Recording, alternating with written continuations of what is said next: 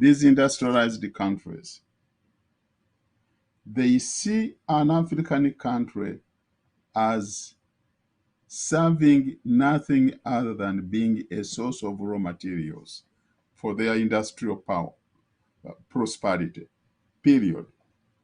The second subsidiary, and I'm calling it subsidiary, for those of you who took Cambridge School certificate, you had the principal and the subsidiary subjects.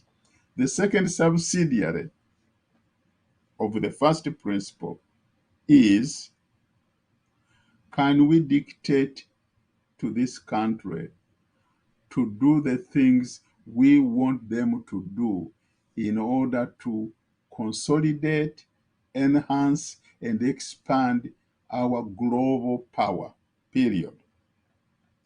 By that, they can even go a step further and say, if we want to impose sanctions on a country like Panama, and we bring this motion to the United Nations, we want you to vote on our side. Now, you can see Uganda has nothing to do with a country like Panama or Nicaragua, but they will force you to vote in favor of what they are proposing because they have something against that particular country, even when the problems of Panama do not concern you. Why would you vote for that? Vote on their side? Because they are going to say, if you do not vote for us at the UN, we are going to do this to you or that to you.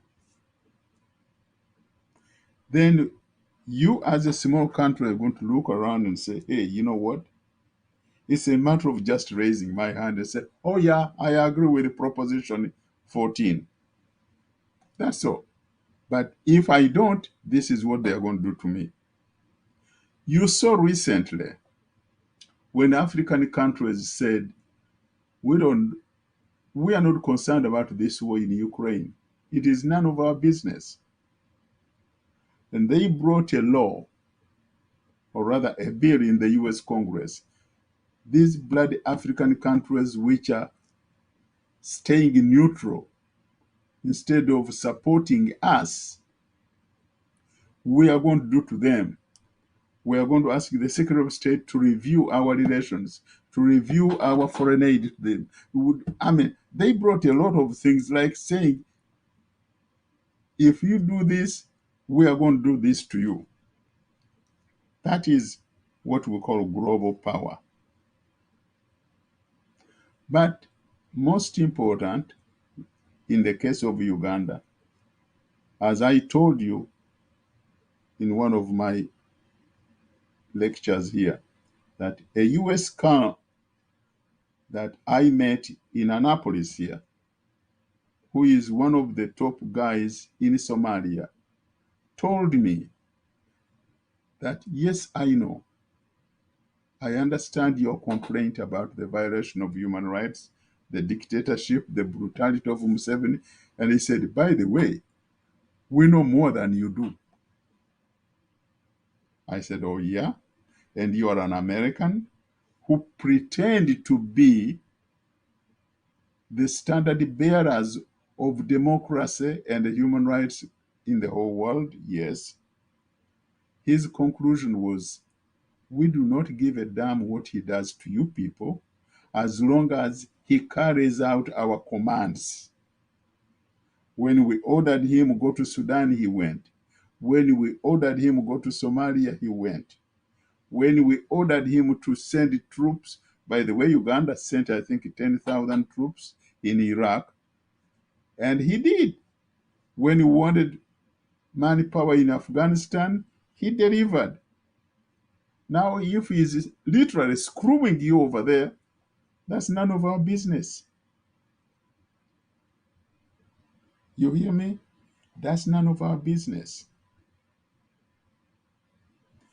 In fact, these people are so immoral and corrupt in a sinister way that you even wonder whether they are actually believe in God, or Christians for that matter.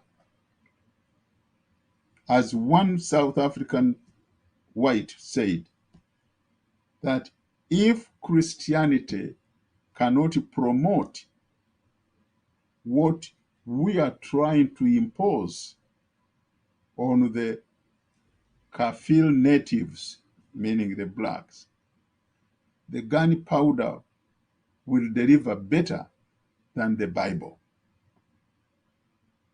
What does that mean? We are willing to kill if the Christianity does not preach supporting what we are trying to do as Boers. Gunpowder will deliver better. These are the problems we are faced with. So we as Africans have to understand that we do not have allies. However, we have to fight for our liberation, and we have to assert ourselves, and we are the only human beings who can honestly believe and institutionalize peaceful coexistence. Don't expect it out of Muzungu.